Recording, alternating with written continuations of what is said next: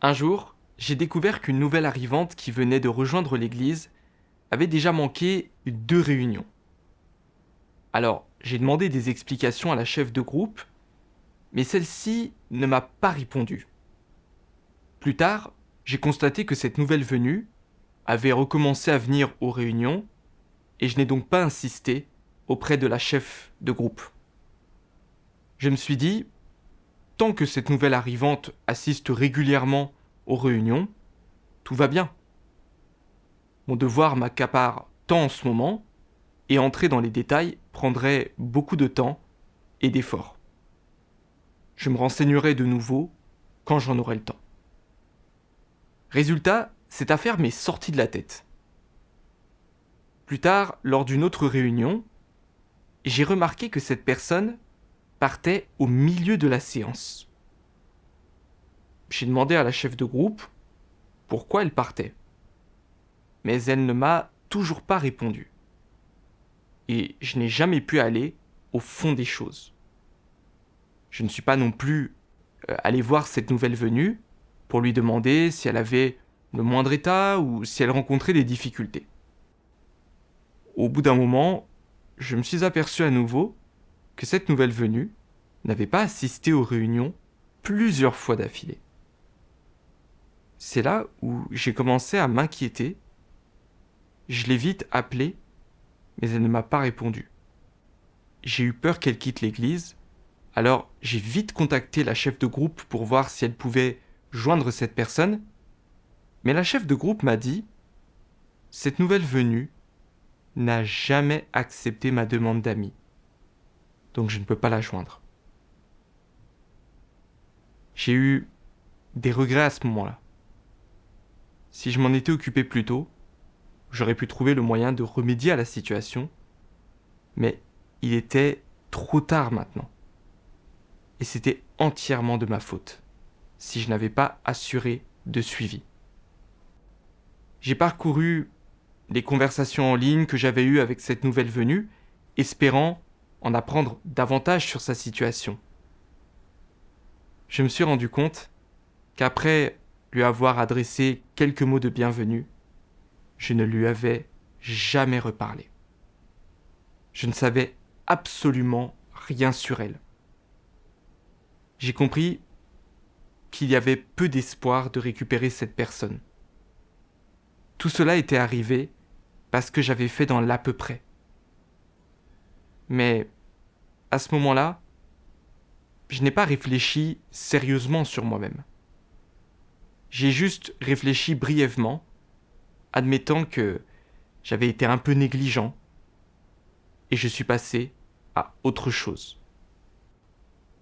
Il n'a pas fallu longtemps à la superviseuse pour qu'elle me pose des questions sur cette nouvelle venue et me demande pourquoi elle avait quitté l'église.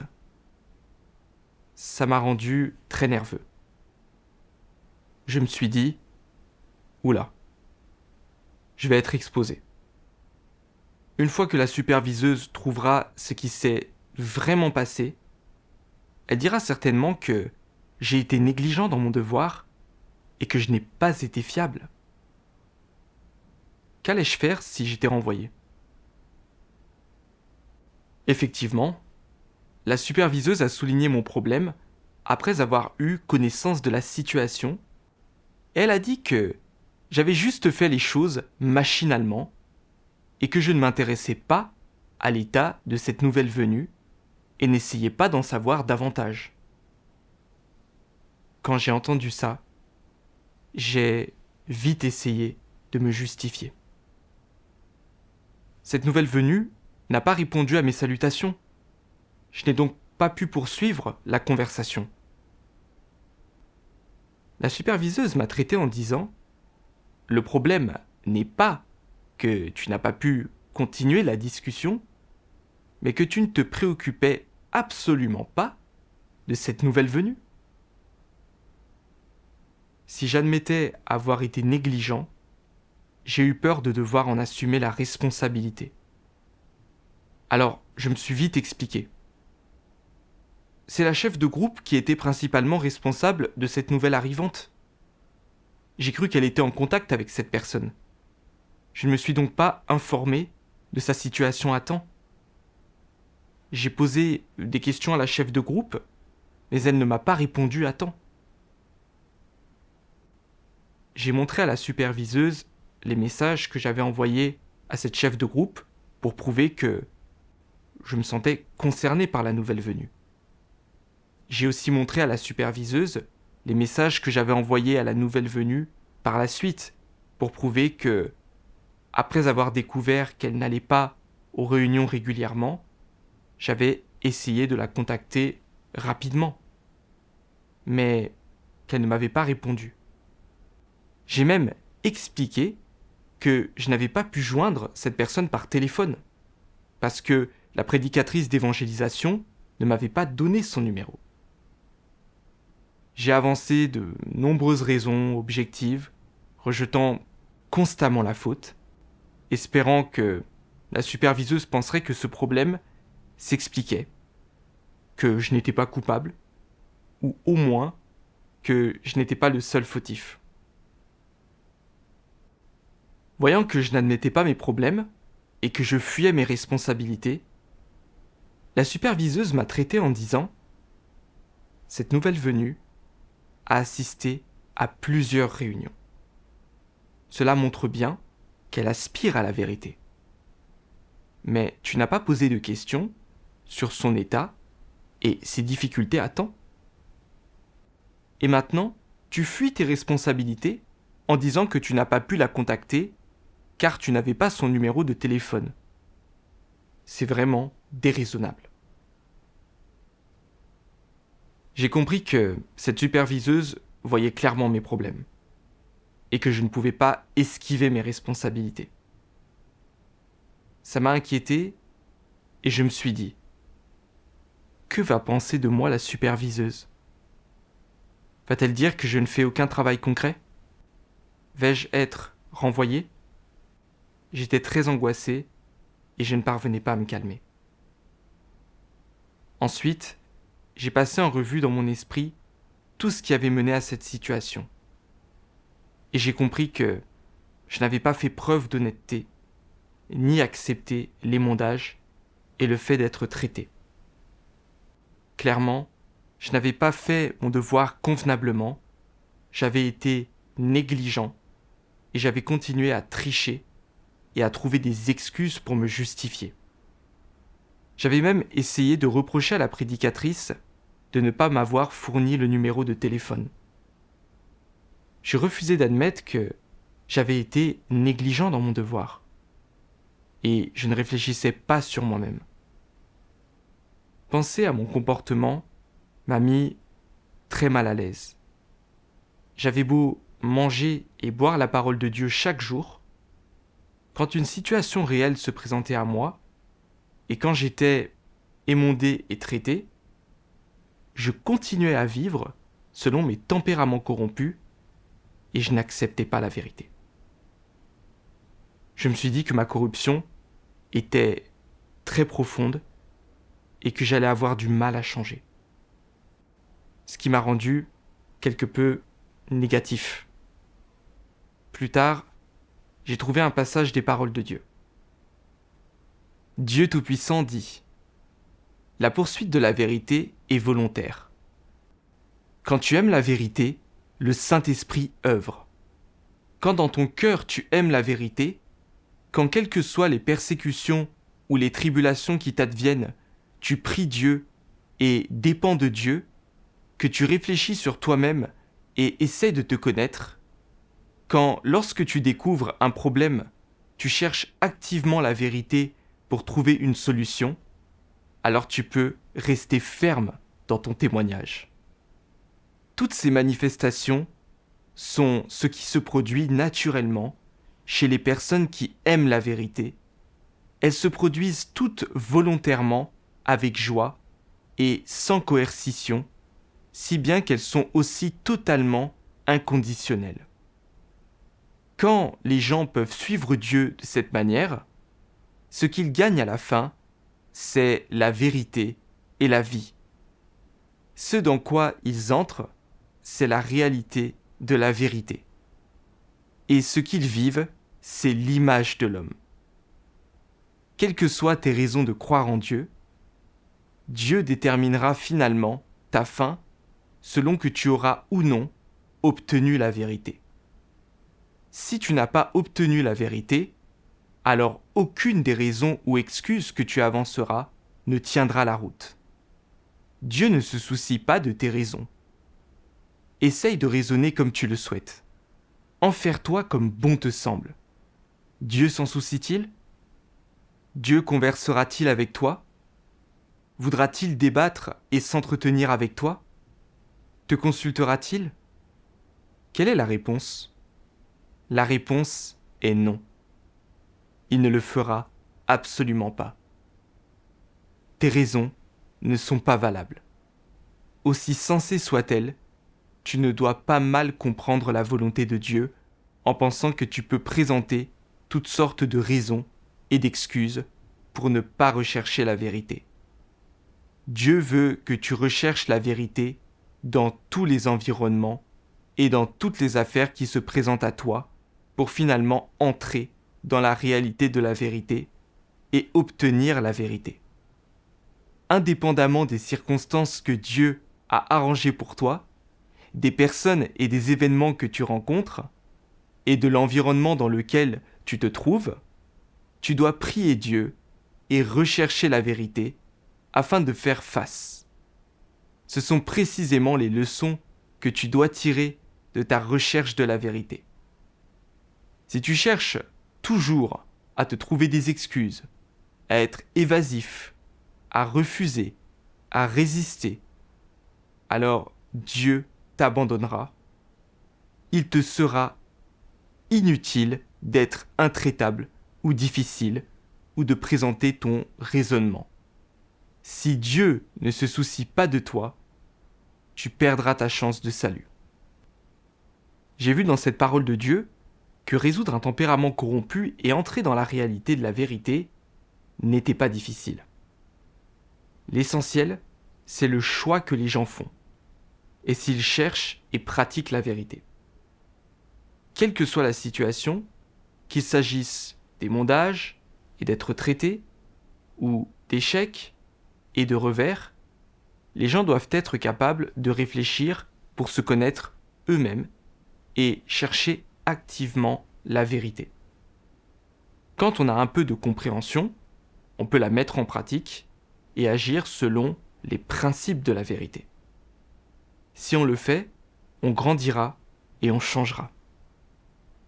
Par contre, quand on est traité et émondé, si sans cesse on fuit, refuse et trouve des excuses, non seulement on ne gagnera pas la vérité, mais on sera aussi méprisé et rejeté par Dieu. En y repensant, quand j'avais été émondé et traité, je n'avais pas accepté, obéi, assumé, réfléchi sur mon problème, ni activement recherché la vérité pour résoudre mon tempérament corrompu. À la place, je m'étais délimité. J'étais devenu négatif et je m'y étais opposé. N'avais-je pas été déraisonnable ? Ce n'était pas une attitude d'acceptation de la vérité. Quand j'ai compris ça, je n'ai plus voulu vivre dans un état négatif ni me limiter. J'ai voulu chercher la vérité pour résoudre mes problèmes. J'ai commencé à réfléchir et je me suis demandé pourquoi je parlais si plaisamment en général, alors que lorsque j'étais émondé et traité, je ne l'acceptais pas. Et je devenais négatif et provocateur. Quel tempérament révélais-je ? En cherchant, j'ai regardé une vidéo de lecture des paroles de Dieu. Dieu Tout-Puissant dit : il y a des gens qui se montrent capables d'admettre qu'ils sont des démons.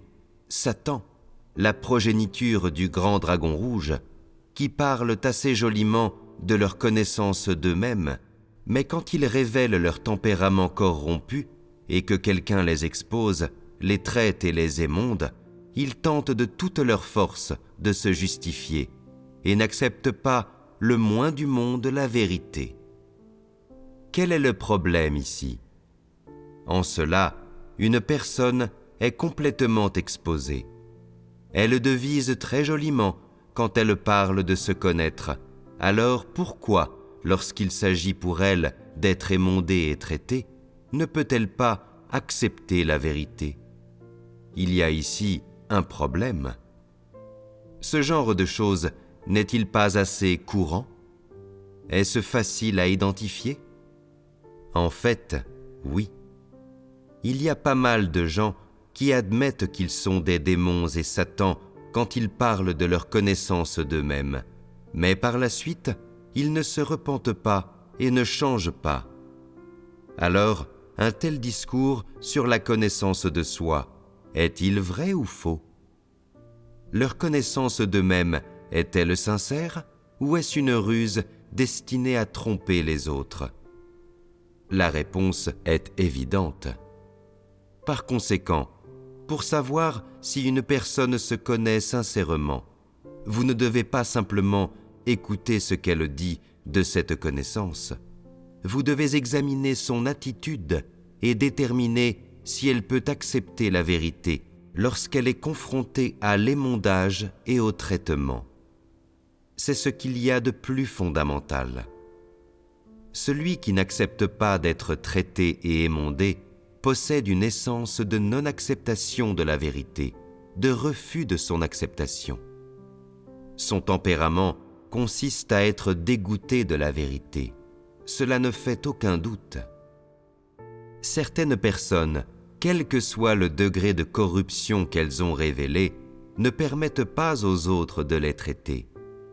Personne ne peut les émonder ni les traiter. Elles parlent bien de leur connaissance d'elles-mêmes et sont prêtes à dire n'importe quoi. Mais si quelqu'un d'autre les expose, les critique ou les traite, même objectivement ou factuellement, elles ne l'acceptent pas. Quel que soit l'aspect de leur tempérament corrompu qui est révélé, elles sont extrêmement antagonistes et persistent à se trouver des justifications spécieuses, sans même un peu de véritable soumission. Si de telles personnes ne recherchent pas la vérité, elles auront des ennuis. Le dégoût de la vérité ne se manifeste pas seulement par des sentiments d'aversion pour la vérité que l'on entend, mais également par une réticence à pratiquer la vérité. Quand le moment est venu de mettre la vérité en pratique, ces gens s'effacent et la vérité n'a rien à voir avec eux. Certains, lorsqu'ils échangent lors de réunions, semblent très animés et aiment répéter des paroles de doctrine et faire de nobles déclarations pour tromper les autres et les rallier à leur cause. Cela donne une bonne image d'eux, et ainsi ils sont contents d'eux-mêmes et ils continuent indéfiniment. Et puis, il y a ceux qui s'occupent toute la journée de questions de foi. Ils lisent les paroles de Dieu, prient, écoutent des hymnes, prennent des notes, comme s'ils ne pouvaient pas être séparés de Dieu, ne serait-ce qu'un instant. De l'aube jusqu'au plus profond de la nuit, ils sont occupés à accomplir leurs devoirs. Ces gens aiment-ils vraiment la vérité alors? N'ont-ils aucunement un tempérament de dégoût de la vérité? Quand peut-on percevoir leur véritable état? Lorsque vient le moment de pratiquer la vérité, ils reculent devant elle, et quand ils sont traités et émondés, ils refusent de l'accepter. Se pourrait-il que ce soit parce qu'ils ne comprennent pas ce qu'ils entendent, ou bien est-ce parce qu'ils ne comprennent pas la vérité qu'ils ne veulent pas l'accepter? Ni l'un ni l'autre. Ils sont gouvernés par leur nature, et c'est un problème de tempérament. Au fond d'eux-mêmes, ils savent très bien que les paroles de Dieu sont la vérité, et que ce sont des choses positives, que la pratique de la vérité peut entraîner un changement de tempérament et amener une personne à satisfaire la volonté de Dieu. Mais ils n'acceptent tout simplement pas tout cela et ne le mettent pas en pratique. Voilà ce qu'est le dégoût de la vérité. Grâce à cette parole de Dieu, j'ai vu que les gens avaient un tempérament qui est dégoûté par la vérité. Auquel cas, ils manifestent un refus d'accepter la vérité, un refus d'être émondés ou traités, et un refus de pratiquer la vérité. J'ai réfléchi sur moi-même, et j'ai pris conscience que, même si je mangeais et buvais les paroles de Dieu, et que j'accomplissais mon devoir chaque jour, et durant les réunions, j'ai pu admettre que j'avais des tempéraments corrompus, conformément aux paroles de Dieu, que j'appartenais à Satan, que j'étais un enfant du grand dragon rouge, etc., j'avais donné l'impression d'accepter la vérité. Mais quand j'avais été émondé et traité, parce que je m'étais montré négligent dans mon devoir, j'avais essayé de me justifier, de rejeter la faute sur autrui, et je n'avais pas admis ma propre corruption. J'ai compris que je n'acceptais ni ne pratiquais pas du tout la vérité, et que j'exposais un tempérament satanique qui est dégoûté par la vérité. Je savais que, de par mon devoir d'abreuvement, l'exigence minimum est d'être responsable et patient. Les nouveaux venus n'ont toujours pas pris racine dans la vraie voie. Ils sont comme des nouveau-nés. Et ils sont très fragiles dans la vie. S'ils ne vont pas aux réunions, il faut regarder leur état et trouver comment les abreuver et les soutenir rapidement. Je comprenais ces principes, mais quand le moment venait de pratiquer, de souffrir et de payer un prix, je refusais de le faire. Je connaissais clairement la vérité, mais je ne voulais pas la mettre en pratique. À part les quelques fois où j'avais salué cette nouvelle venue, je ne lui avais offert aucun abreuvement ou soutien. Quand j'avais découvert qu'elle n'assistait pas régulièrement aux réunions, cela ne m'avait pas inquiété. Je n'avais pas songé à la contacter rapidement ou essayer de m'informer de ses problèmes, ses difficultés. J'avais été négligent et irresponsable, ce qui l'avait amené à quitter l'Église. Même alors, je n'avais pas réfléchi sur moi-même. Quand la superviseuse avait souligné mes problèmes, j'avais essayé par tous les moyens de justifier ma négligence, espérant rejeter la faute sur la chef de groupe et la prédicatrice. En quoi était cela une attitude d'acceptation et d'obéissance vis-à-vis de la vérité? Je n'avais fait qu'exposer un tempérament qui est dégoûté par la vérité. J'ai continué à chercher la vérité et lu cet autre passage de la parole de Dieu. Indépendamment des circonstances qui font qu'une personne est traitée ou émondée, quelle est l'attitude la plus cruciale à avoir à son égard? Tout d'abord, il faut que vous l'acceptiez. Quelle que soit la personne à qui vous avez affaire, quelle qu'en soit la raison, que cela paraisse dur ou non, et quel que soit le ton et la formulation, vous devez l'accepter. Ensuite, vous devez reconnaître ce que vous avez fait de mal. Quel tempérament corrompu vous avez exposé et si vous avez agi conformément aux principes de la vérité. C'est d'abord et avant tout l'attitude que vous devez avoir lorsque vous êtes émondé et traité. Les antéchrists possèdent-ils une telle attitude? Non. Du début jusqu'à la fin, leur attitude est imprégnée de résistance et d'aversion. Avec une telle attitude, peuvent-ils être sereins devant Dieu et accepter modestement d'être émondés et traités? Cela est impossible. Donc, que vont-ils faire ensuite? Tout d'abord, ils vont arguer énergiquement et proposer d'autres justifications, se défendre et argumenter pour nier les torts qu'ils ont commis et les tempéraments corrompus qu'ils ont révélés, dans l'espoir d'obtenir la compréhension et le pardon, afin qu'ils n'aient pas à assumer leurs responsabilités ou à accepter les paroles de traitement et d'émondage à leur encontre. Quelle attitude manifestent-ils quand ils sont confrontés au traitement et à l'émondage?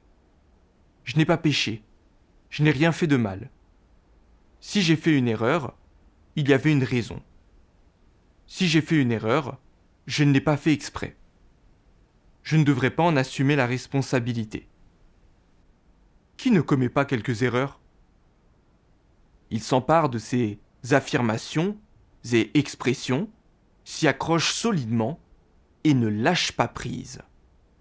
Mais ils ne cherchent pas la vérité, ni ne reconnaissent la faute qu'ils ont faite ou le tempérament corrompu qu'ils ont révélé, et ils n'admettent certainement pas leur intention et leur but quand ils ont fait le mal. Les faits auront beau mettre en lumière leur tempérament corrompu, ils ne le reconnaissent ni ne l'acceptent, mais continuent avec leur défiance et leur résistance. Quoi que les autres disent, ils ne l'acceptent ni ne le reconnaissent. Mais ils pensent « Voyons qui pourra dissuader l'autre, qui parlera le plus vite. » C'est avec ce genre d'attitude que les antéchrists considèrent le traitement et l'émondage. Grâce à ce que cette parole de Dieu révélait, j'ai vu que lorsque des gens normaux sont émondés et traités, ils peuvent le recevoir comme venant de Dieu. Accepter et obéir, réfléchir sur eux-mêmes et parvenir à une véritable repentance et à un véritable changement. Même si sur le moment ils ne sont pas capables d'accepter, par la suite, grâce à une recherche et une réflexion constante, ils peuvent tirer des leçons du fait d'avoir été émondés et traités. Mais un antéchrist en a assez de la vérité et la déteste par nature. Quand il est émondé et traité, il ne réfléchit jamais sur lui-même. Il n'affiche qu'une attitude de résistance, de rejet et de haine. En réfléchissant à mon comportement, j'avais clairement été négligent et je n'avais pas soutenu la nouvelle venue à temps, ce qui l'avait amené à quitter l'Église. C'était déjà une transgression. Tous ceux qui ont une quelconque conscience ou raison se seraient sentis malheureux et coupables. Et ils auraient réfléchi à leurs problèmes et n'auraient rien ajouté sur cette affaire. Mais je ne m'étais pas senti redevable. Et en plus, je n'avais pas admis mes propres problèmes. Je m'étais trouvé face à un fait tellement évident, et pourtant, j'avais délibérément essayé de fuir mes responsabilités en disant d'abord que la nouvelle venue ne m'avait pas répondu, puis que la chef de groupe était irresponsable. Et finalement, j'avais accusé la prédicatrice, espérant me débarrasser de toute responsabilité et gagner la compréhension de la superviseuse. Face à ce que Dieu avait révélé, et face à l'émondage et au traitement, je n'avais aucunement réfléchi sur moi-même. À la place, j'avais résisté. Je m'étais opposé. Et j'avais trouvé diverses excuses pour me justifier et me défendre, parce que je ne voulais pas assumer mes responsabilités. En quoi avais-je une quelconque humanité ou raison? J'ai vu que j'exposais des tempéraments d'obstination et de lassitude vis-à-vis de la vérité. Je ne craignais aucunément Dieu. J'ai vu qu'après avoir cru en Dieu pendant des années, mon tempérament n'avait pas du tout changé. Et cela m'a rendu malheureux. Plus tard, j'ai lu un passage des paroles de Dieu qui m'a apporté une meilleure connaissance de mon problème, consistant à ne pas accepter d'être traité et émondé. Dieu Tout-Puissant dit : l'attitude archétypale des antéchrists envers le traitement et l'émondage consiste à refuser avec véhémence de les accepter ou de les admettre. Quel que soit le mal qu'ils font ou les dégâts qu'ils occasionnent au travail de la maison de Dieu et à l'entrée dans la vie des élus de Dieu, ils n'éprouvent pas le moindre remords et estiment ne rien devoir. De ce point de vue, les antéchrists ont-ils de l'humanité ? Absolument pas. Ils causent toutes sortes de dommages aux élus de Dieu et nuisent au travail de l'Église.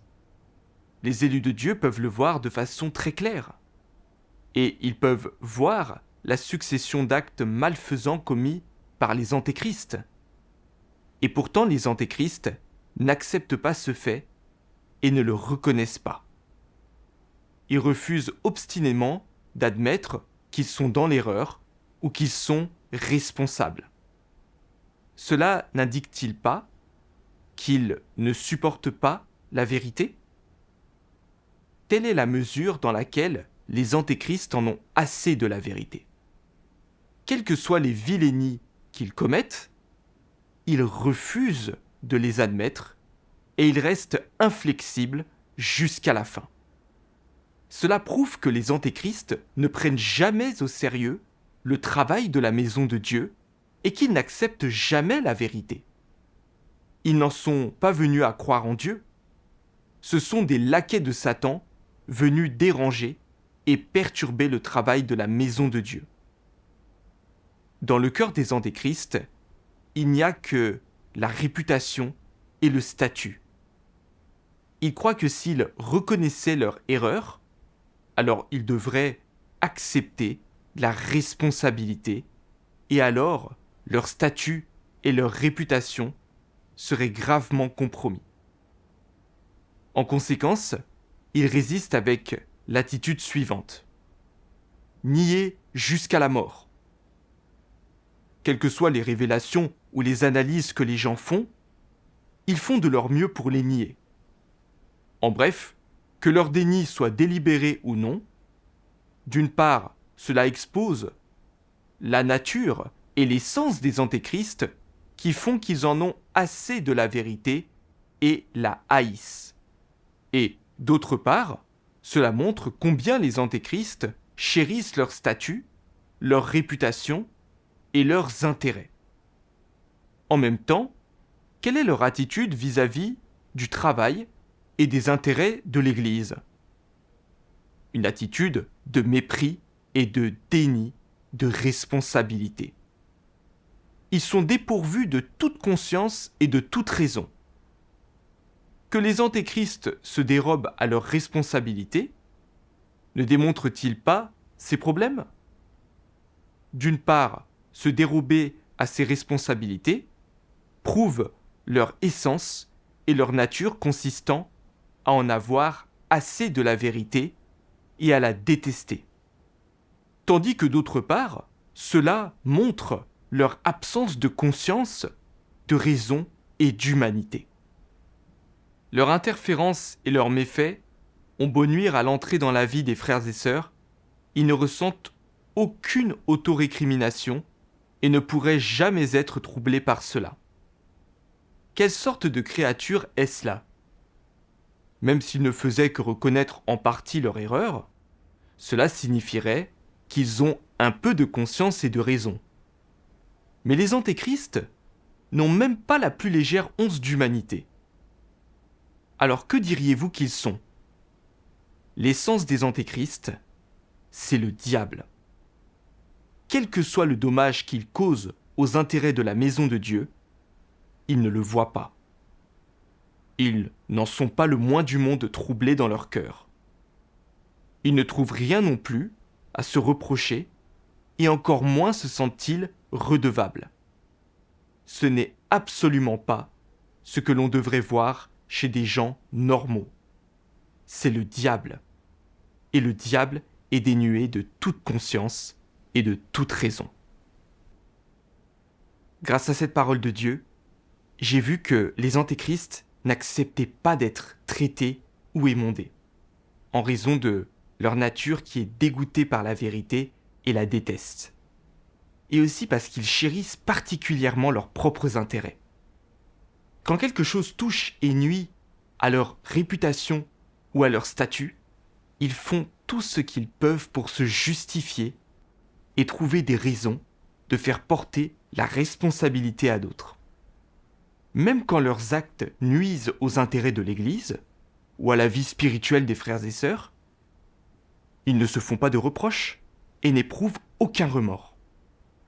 Quand ils se font prendre, ils refusent obstinément d'admettre leur tort, craignant qu'assumer leurs responsabilités nuisent à leur réputation et statut. J'ai vu que les antéchrists étaient particulièrement égoïstes et méprisables, qu'ils n'avaient aucune humanité et étaient fondamentalement des diables. Quand j'ai vu le mot diable, je me suis senti très mal, parce que mon comportement et les tempéraments que j'avais exposés étaient les mêmes que ceux d'un antéchrist. J'avais clairement commis une erreur et nui au travail de l'Église, mais je ne l'avais toujours pas admis. Quand j'avais été émondé et traité, je m'étais justifié et j'avais essayé de rejeter la faute sur autrui. Accepter l'Évangile n'est pas un processus si facile pour les nouveaux croyants. Cela exige qu'un certain nombre de personnes payent un prix et assurent l'abreuvement et l'approvisionnement pour les amener devant Dieu. Dieu est particulièrement responsable de chacun. Sur 100 brebis, s'il en perd ne serait-ce qu'une seule, il quittera les 99 autres pour trouver sa brebis égarée. Et il chérit profondément la vie de chaque personne. Mais quand j'avais été responsable de l'abreuvement des nouveaux venus, j'avais pris les choses à la légère. Quand j'avais vu que la nouvelle venue n'assistait pas aux réunions, je ne m'étais pas inquiété ni senti concerné. J'avais parfois posé des questions machinalement et dans le suivi du travail de la chef de groupe, je m'étais montré négligent et irresponsable. Quand j'avais vu qu'elle ne me répondait pas, je ne m'étais pas empressé de lui demander pourquoi. Je n'avais pas non plus essayé de savoir si elle rencontrait des problèmes ou des difficultés. J'avais eu une attitude négligente et irresponsable vis-à-vis de cette nouvelle venue, et je n'avais pas du tout pris sa vie au sérieux. Mais même ensuite, je n'avais éprouvé ni remords, ni culpabilité, et je n'avais pas essayé de remédier à la situation.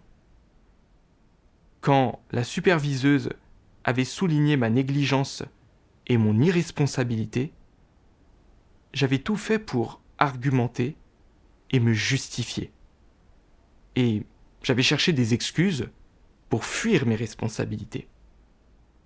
Parce que je me disais qu'en prenant mes responsabilités, si j'admettais mes problèmes, j'allais faire mauvaise impression à la superviseuse et être renvoyé. De bout en bout, je n'avais jamais tenu compte du travail de l'Église et je ne m'étais jamais demandé si la vie de la nouvelle venue n'allait pas subir une perte. Je m'étais seulement demandé si mes propres intérêts allaient en pâtir et si j'allais pouvoir préserver mon image et mon statut. J'étais particulièrement égoïste et méprisable et je ne faisais que protéger mes propres intérêts. Je n'avais vraiment aucune humanité et Dieu me détestait. Alors, je suis venu devant Dieu et j'ai prié en disant : Dieu, j'ai été négligent dans mon devoir, ce qui a eu des conséquences graves et je ne l'ai pas admis. Je me suis soucié non pas de l'entrée dans la vie des élus de Dieu, mais de ma propre réputation et de mon propre statut. Je n'ai vraiment aucune humanité. Dieu, je souhaite me repentir. Plus tard, j'ai lu d'autres paroles de Dieu et j'ai trouvé un chemin de pratique. Dieu Tout-Puissant dit « Il n'est pas difficile d'obtenir la vérité, ni d'entrer dans la réalité de la vérité. Mais lorsque les gens sont toujours dégoûtés de la vérité, sont-ils capables de l'obtenir ? Non, ce n'est pas le cas. Donc tu dois toujours te présenter devant Dieu, examiner tes états internes de dégoût de la vérité, voir quelles sont tes manifestations de dégoût de la vérité, lesquelles de tes façons de faire les choses sont empreintes du dégoût de la vérité, et dans quel domaine tu as une attitude de dégoût de la vérité. Il faut que tu réfléchisses souvent à ces choses. Si tu veux suivre Dieu et bien accomplir ton devoir, tu dois d'abord arriver à ne pas être impulsif quand les choses ne vont pas dans ton sens. Calme-toi d'abord et fais silence devant Dieu. Et dans ton cœur, prie-le et sollicite-le. Ne sois pas têtu. Viens d'abord te soumettre.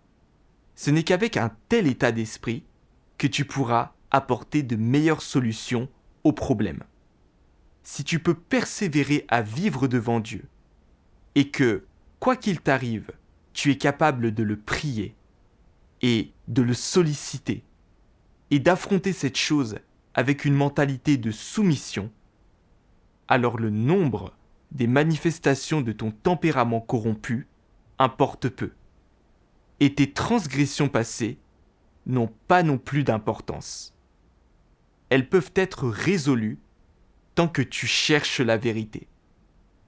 Quelles que soient les épreuves que tu subis, tu sauras tenir bon.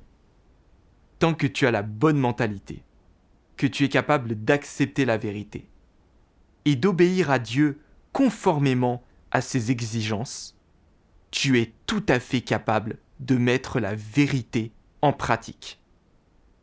Bien que tu puisses parfois être un peu rebelle et résistant, et parfois opposer un raisonnement défensif et être incapable de te soumettre, si tu peux prier Dieu et changer ton état rebelle, alors tu peux accepter la vérité. L'ayant fait, réfléchis à la raison pour laquelle la rébellion et la résistance ont surgi en toi. Trouve cette raison, puis cherche la vérité pour la résoudre. Et cet aspect de ton tempérament corrompu pourra être purifié. Quand plusieurs fois tu te seras remis de tels trébuchements et chutes, avant que tu puisses mettre la vérité en pratique, tu te débarrasseras progressivement de ton tempérament corrompu. Puis la vérité régnera en toi et deviendra ta vie. Et il n'y aura plus d'obstacle à ta pratique de la vérité. Tu deviendras capable de vraiment te soumettre à Dieu et tu connaîtras la réalité de la vérité. Grâce à cette parole de Dieu, j'ai compris que pour résoudre un tempérament qui est dégoûté par la vérité, je devais souvent réfléchir sur moi-même et me demander si mes déclarations, pratiques, intentions, attitudes et opinions montraient que j'en avais assez de la vérité. Quand des événements surviennent, qu'ils soient ou non conformes à mes désirs, je dois d'abord me calmer et ne pas résister. Si je ne peux pas accepter ce que les autres disent et si je me surprends à chercher des excuses pour me justifier, je dois venir devant Dieu, prier et chercher davantage la vérité, examiner ce que dit la parole de Dieu et réfléchir sur moi-même à l'aide de la parole de Dieu, ou bien chercher à échanger avec des frères et sœurs qui comprennent la vérité. Ainsi, je pourrais peu à peu accepter la vérité et entrer dans la réalité. Et c'est seulement alors que, petit à petit, je parviendrai à me débarrasser de mon tempérament corrompu. Quand j'ai compris ce chemin de pratique, j'ai décidé de changer. Sachant que ne pas avoir étudié la situation de cette nouvelle venue à temps avait déjà été une transgression, je me suis hâté de renverser la situation. J'ai vérifié que je n'avais pas omis d'abreuver correctement certains nouveaux venus, desquels j'étais responsable.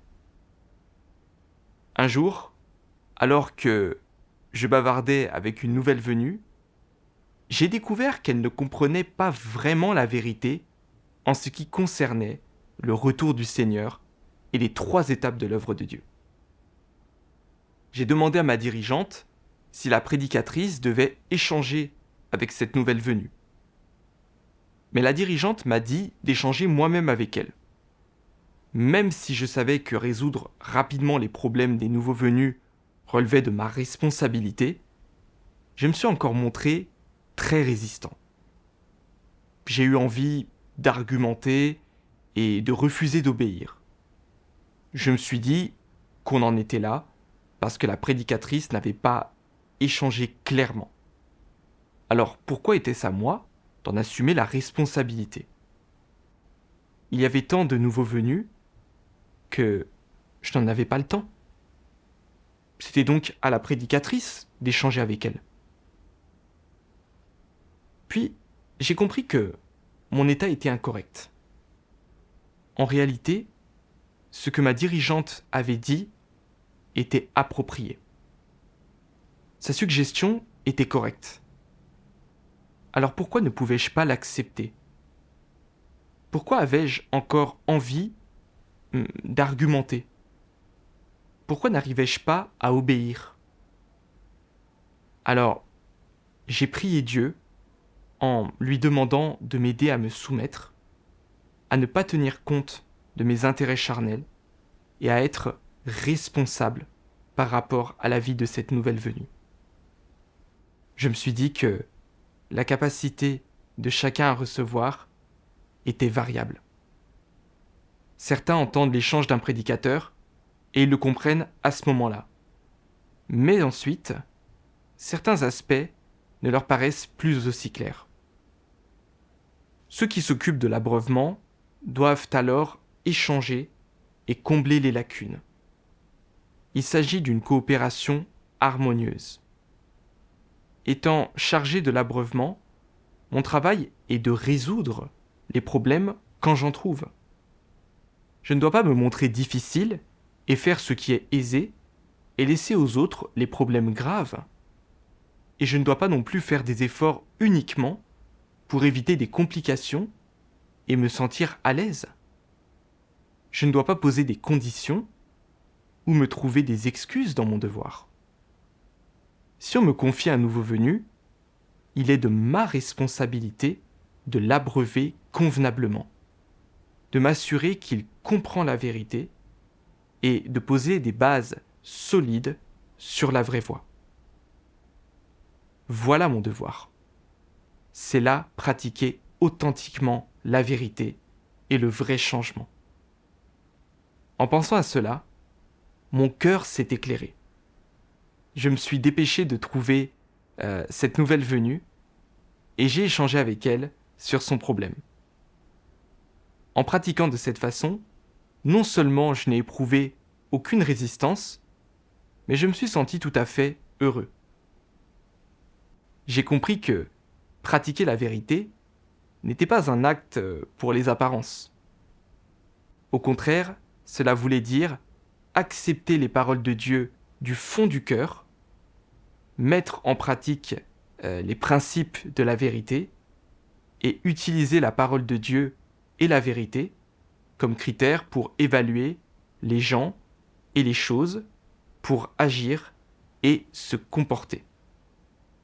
Ainsi, nos intentions et points de vue erronés et nos tempéraments corrompus seront inconsciemment remplacés par la parole de Dieu et la vérité. Après cette expérience, j'ai acquis une certaine compréhension de mon tempérament satanique qui me rendait têtu et dégoûté de la vérité. J'ai aussi vu l'importance qu'il y avait à chercher la vérité et à agir selon les principes en toutes choses. C'était entièrement le fruit de la lecture des paroles de Dieu. Dieu soit loué.